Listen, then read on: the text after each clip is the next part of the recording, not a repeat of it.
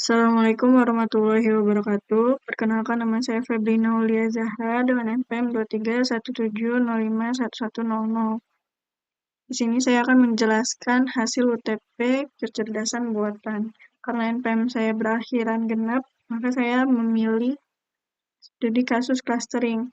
Untuk penjelasan topik studi kasus yang saya dapatkan, clustering itu merupakan model machine learning unsupervised learning, di mana kita tahu kalau unsupervised learning itu model mempelajari data tanpa label.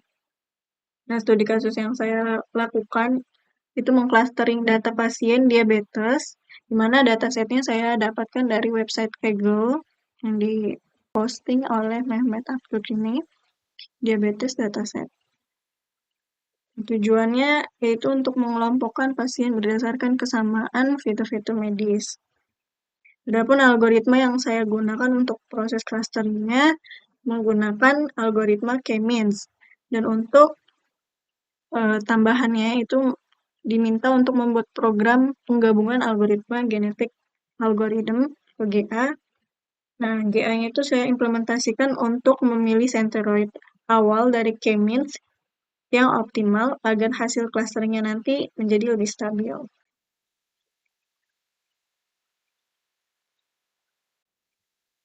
Nah, di sini sudah ada keterangannya untuk deskripsi data. Pregnancies itu jumlah kehamilan, glucose itu kadar glukosanya, blood pressure data tekanan darah, skin thickness data ketebalan kulit, insulin kadar insulin, BMI indeks massa tubuh si pasien, diabetes pedigree, function itu riwayat genetik diabetes dari si pasien.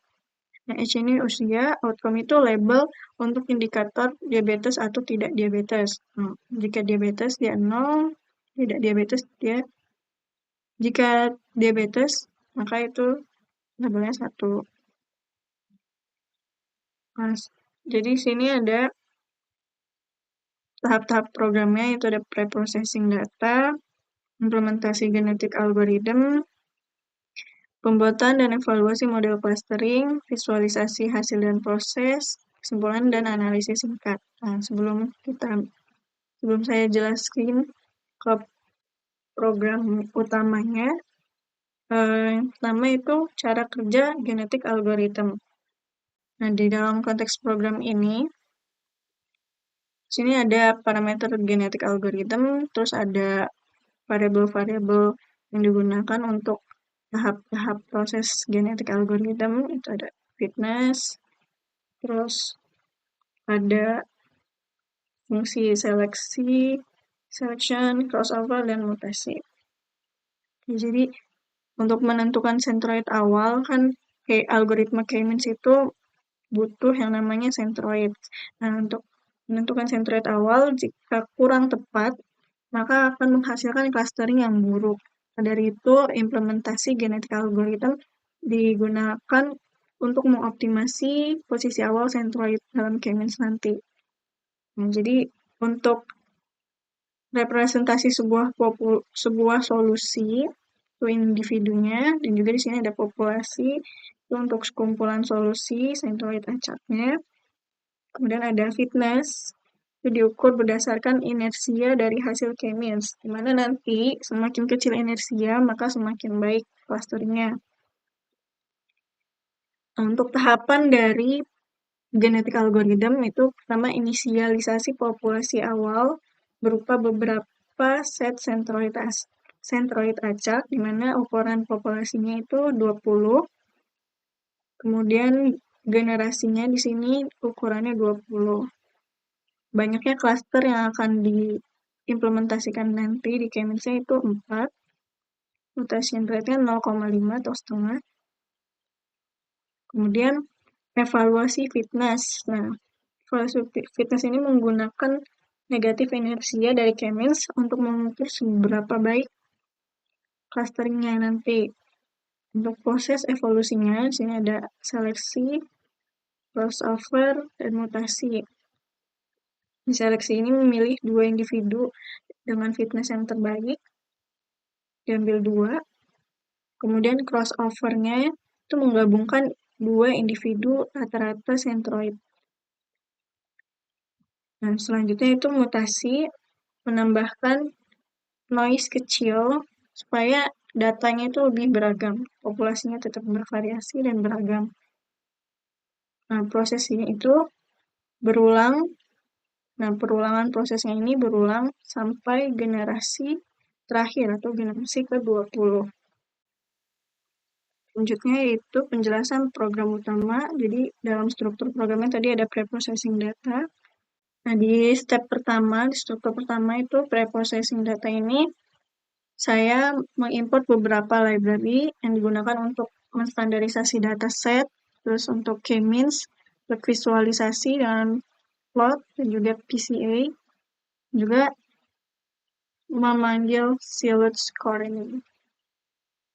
Nah, di preprocessing data ini, data saya muat datasetnya dari raw GitHub, datanya saya upload di GitHub, kemudian fitur-fitur dari dataset itu digunakan kecuali fitur outcome. Jadi di sini di drop outcome-nya, kemudian distandarisasi supaya datasetnya itu lebih masuk akal. Menggunakan standar scalar.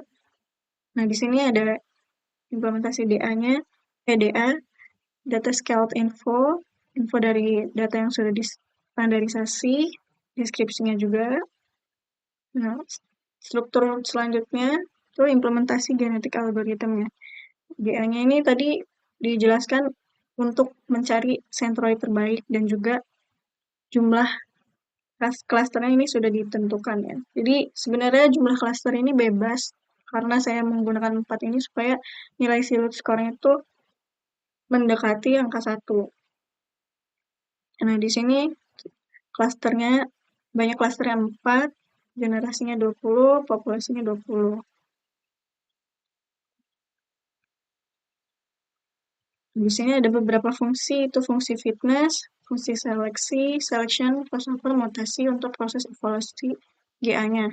Nah, fitnessnya ini menggunakan nilai negatif inersia k-means, di mana semakin kecil inersia, maka semakin padat klasternya. Oke, di sini untuk hasilnya ketika di run, itu adalah hasil perulangan proses evolusi GA dengan banyak generasi 20.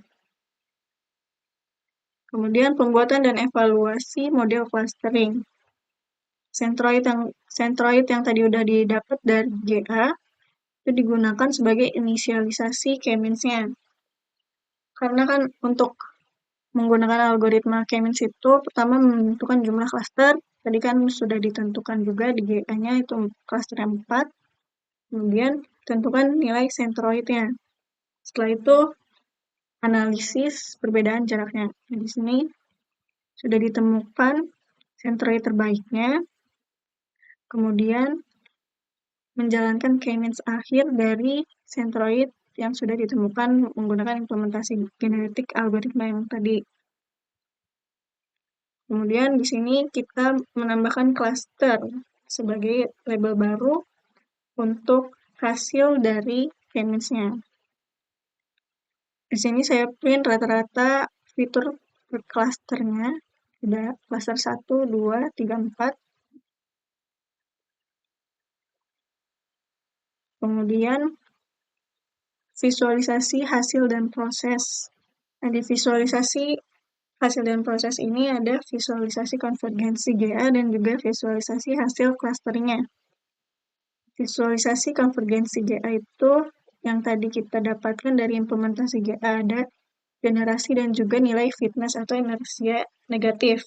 Kalau kita lihat di sini, terlihat kalau di generasi awal itu dia ada di minus 3.920 sekian, kemudian dapat penurunan drastis di generasi selanjutnya, dan menaik lagi di generasi selanjutnya dan sampai generasi akhir.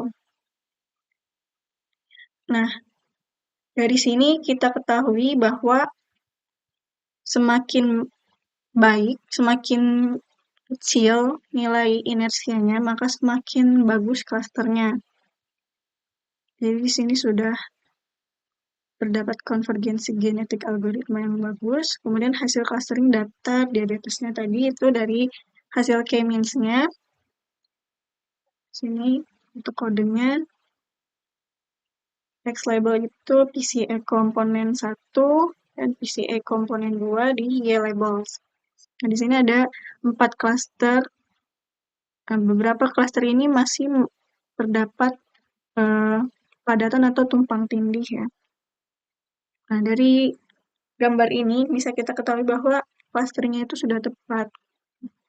Nah, untuk kesimpulannya itu hasil clustering menggunakan K-means dioptimasi dengan algoritma genetika berhasil mengelompokkan data diabetes ke dalam 4 klaster utama, dan implementasi GA inisialisasi sentroid menjadi lebih optimal, ditandai dengan nilai inersia yang lebih kecil. Setiap klaster menunjukkan karakteristik yang berbeda dalam hal nilai rata-rata fitur seperti fitur glucose, BMI, dan age, yang dapat mengindikasi perbedaan kondisi risiko diabetesnya. Nah, di sini ada Silut score bernilai 0,2, di mana kalau kita simpulin tadi kan dari nilai fitnessnya itu, kalau misalkan semakin kecilnya fitnessnya, semakin bagus clusternya. Nah, di sini nilai silutnya 0,2. Jika nilai silutnya itu mendekati 1, maka hasil clusternya itu tidak banyak yang menumpuk seperti ini. Gitu. Saya rasa itu saja yang dapat saya jelaskan. Kurang lebihnya saya mohon maaf. Terima kasih. Wassalamualaikum warahmatullahi wabarakatuh.